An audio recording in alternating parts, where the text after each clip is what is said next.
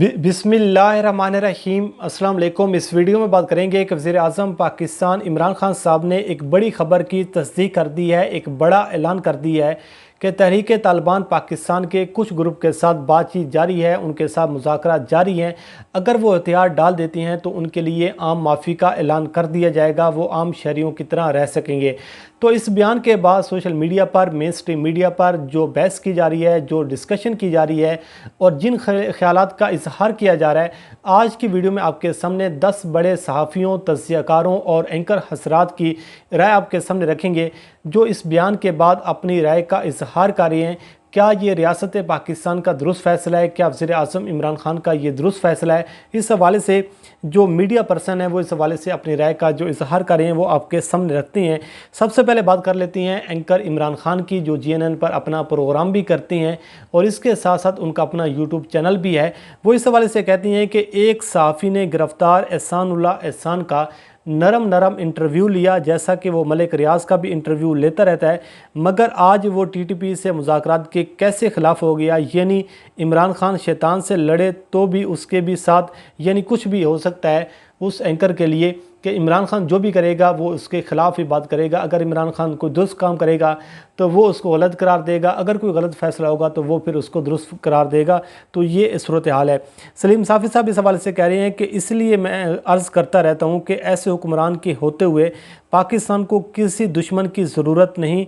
काश वज़ीर आज़म बनवाने से पहले इनको सफारती अमूर पर बातचीत करने की तरबियत दी जाती, या काश शाह महमूद कुरैशी में इतनी हिम्मत होती कि उनके सामने कह सकते कि इस तरह के मामलात पर इस अंदाज में बोलने का नुकसान होता है। ये दूसरे नंबर पर सलीम साफ़ी की राय है।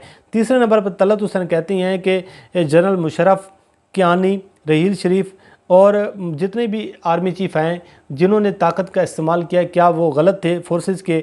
और जो ऑपरेशन किए गए, राय नजात, ज़रब अज़ब और जितने भी ऑपरेशन हुए, जितने भी तहरीक तालिबान के ख़िलाफ़ जो ऑपरेशन किए गए, जो ताकत का इस्तेमाल किया गया, तो क्या ये 20 सालों में जो हमने जंग लड़ी है, क्या इसमें हमारी गलती थी या इस पे हम गलत पर थे? तो ये उनकी जानिब से कहा जा रहा है कि वज़ीर आज़म इमरान खान जो 20 साल हैं उनके हवाले से जो अपना क्लियर मौक़िफ़ है उसमें कन्फ्यूजन पैदा करने की कोशिश कर रहे हैं। इसके साथ साथ जो मुबशिर ज़ैदी साहब हैं, डॉन TV पर अपना प्रोग्राम करते हैं, वो इस हवाले से कहते हैं कि जब TTP से मुज़ाकरात शुरू हों तो APS के शहीद बच्चों के वालिदैन से TTP के वफ़द का इस्तकबाल करवाया जाए। एक तंज़िया उन्होंने ट्वीट किया है। और इसके साथ गरीदा फ़रूकी कहती हैं कि मिन हैसुल कौम हमारी यादाश्त इंतहाई कमज़ोर है।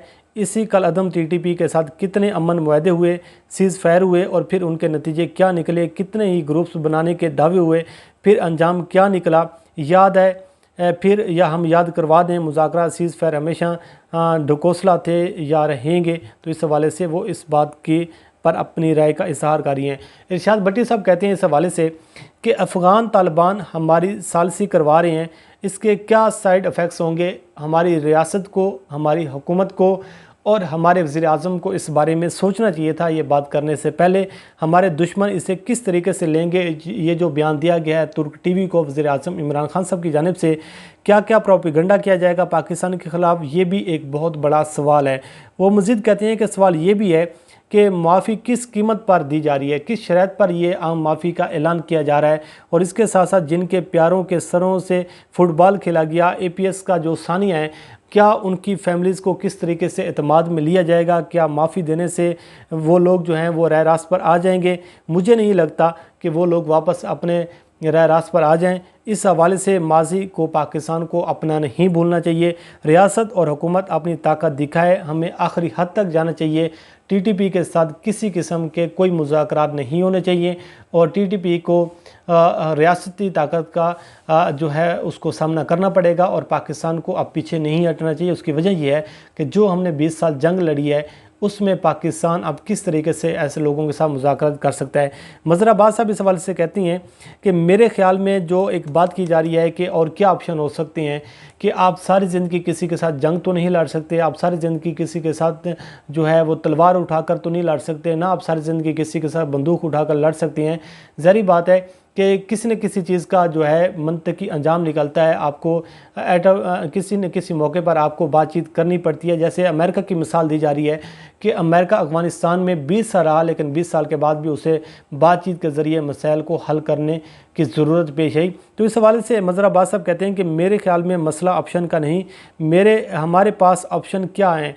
अगर आपने माफ़ी देनी है तो फिर तमाम ग्रुपों को माफ़ी देनी पड़ेगी। सिलेक्टिव माफ़ी जो है ये आप रियासत के लिए भी नुकसानदेह होगी और ये आप दुनिया को किस तरीके से जस्टिफाई करेंगे। लेकिन तमाम ग्रुपों को अगर आपने माफ़ी देनी है तो फिर आपको तमाम ग्रुपों को माफ़ी देनी पड़ेगी। आप सिलेक्टिव क्यों हो रहे हैं? पाकिस्तान का हमेशा से TTP के बारे में ये मौक़िफ़ रहा है कि इसके पीछे राह है।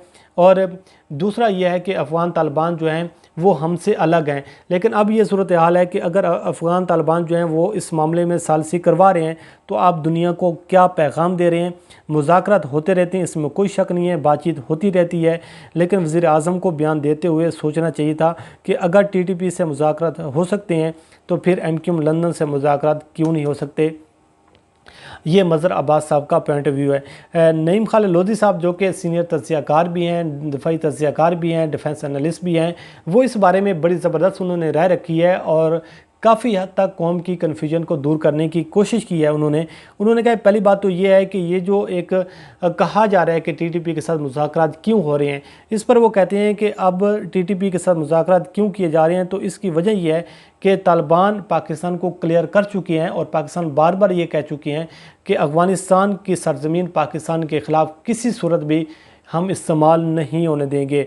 और ये पेशकश जो है ये आपको याद रखनी चाहिए, पाकिस्तान की आवाम को भी याद रखना चाहिए, दुनिया भर के सामने भी ये नैरेटिव जो है ये अब सामने आना चाहिए कि ये जो ऑफ़र है ये पाकिस्तान ने नहीं दी TTP को। TTP ने ख़ुद पेशकश की है पाकिस्तान को कि हम हथियार डालना चाहती हैं, हम आपके साथ बातचीत के ज़रिए मसाइल को हल करना चाहती हैं।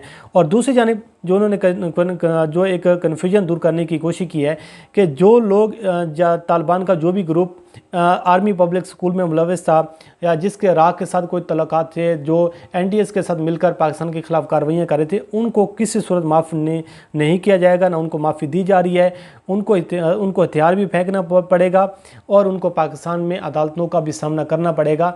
तो ये जो कन्फ्यूजन पैदा की जा रही है कि जो लोग APS के सानी में मुलविस थे उनको भी माफ़ किया जा रहा था, वो कहते हैं कि ऐसा हरगिज़ नहीं हो सकता, किसी सूरत भी ये चीज़ें जो हैं ये माफ़ नहीं की जा सकती। इम्तियाज़ गुल साहब सीनियर तज्ज़ियाकार हैं, सीनियर सहाफ़ी हैं और ख़ारजा अमूर पर और बैनुल-अक़वामी अमूर पर गहरी उनकी नज़र होती है। वो इस हवाले से कहती हैं कि हमें ये बात ज़हन में रखनी चाहिए कि अभी अमेरिका तालिबान को जो दहशतगर्द गर्दानते हैं, जो अभी तक अमेरिका ये समझता है कि तालिबान दहशतगर्द हैं, लेकिन उन्हीं तालिबान के साथ अमेरिका को अमन मुआहदा भी करना पड़ा, उन्हीं तालिबान के साथ अमन मुआहदा भी किया है, उन्हीं दहशतगर्दों के सरबराह मुल्ला अब्दुल गनी बरादर के साथ भी मुआहदा टू हुआ। आप ऐसे ग्रुपों के साथ मुस्तकिल तौर पर कन्फ्लिक्ट में नहीं रह सकते। वो कहते हैं कि मेरी नज़र में ये दुरुस्त फ़ैसला है, लेकिन तरीक़ाकार पर और जो मैनेजमेंट है उस पर इख्तलाफ राय हो सकता है, लेकिन मेरी नज़र में ये दुरुस्त फ़ैसला है। डॉक्टर शाह मसूद कहते हैं कि इस मामले पर संजीदगी के साथ बहस होनी चाहिए, पार्लियामेंट में बहस होनी चाहिए, आवाम को एतमाद में लेना चाहिए मुज़ाकरात किन शराइत पर हो रही हैं और आवाम को एतमाद में लिए बगैर ये फ़ैसला करना ये इस हुकूमत के लिए और रियासत के लिए बहुत बड़ा डैमेज होगा। हबीब अकरम कहते हैं इस हवाले से कि हमने दहशतगर्दी के ख़िलाफ़ जंग दुनिया को जीत कर दिखाई है। आज आप जीती हुई जंग के मफरूरों से मुज़ाकरात क्यों कर रहे हैं? हमारी कुर्बानियाँ कहाँ गईं?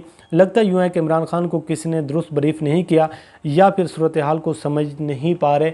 ये मुख्तलिफ़ तज्ज़ियाकारों की जानिब से, मुख्तलिफ़ सहाफ़ियों की जानिब से और एंकर्स की जानिब से अपनी राय का जो इजहार किया जा रहा है वो हमने आपके सामने रखा। बहरहाल एक नई बहस का आगाज़ हुआ है पाकिस्तान में, बड़ी हलचल पाकिस्तान में नज़र आ रही है और इस बयान के बाद पाकिस्तान की सियासत में भी बड़ी एक गहमा गहमी नज़र आ रही है। अपोजिशन जमातें अब इस पर खुलकर सियासत करेंगी, लेकिन वज़ीर आज़म इमरान खान का इसके हवाले से जो मौक़िफ़ सामने आ रहा है और इमरान खान साहब इस हवाले से शुरू दिन से ये बात कर रहे हैं कि जो ताकत का इस्तेमाल है, जो जंग का इस्तेमाल है, जिस तरीके से जंग और ताकत के बलबूते पर मसाइल हल नहीं होंगे, आपको बातचीत के ज़रिए मसले हल करने होंगे। और इमरान खान साहब इस चीज़ को आप बुनियाद बना रहे हैं कि इमरान खान ये भी कह रहे हैं कि हम बार बार अमेरिका को ये कह रहे थे कि बातचीत के ज़रिए मसला हल होगा, लेकिन अमेरिका को भी 20 साल बाद ये समझ आई है कि बातचीत के ज़रिए मसले हल होंगे।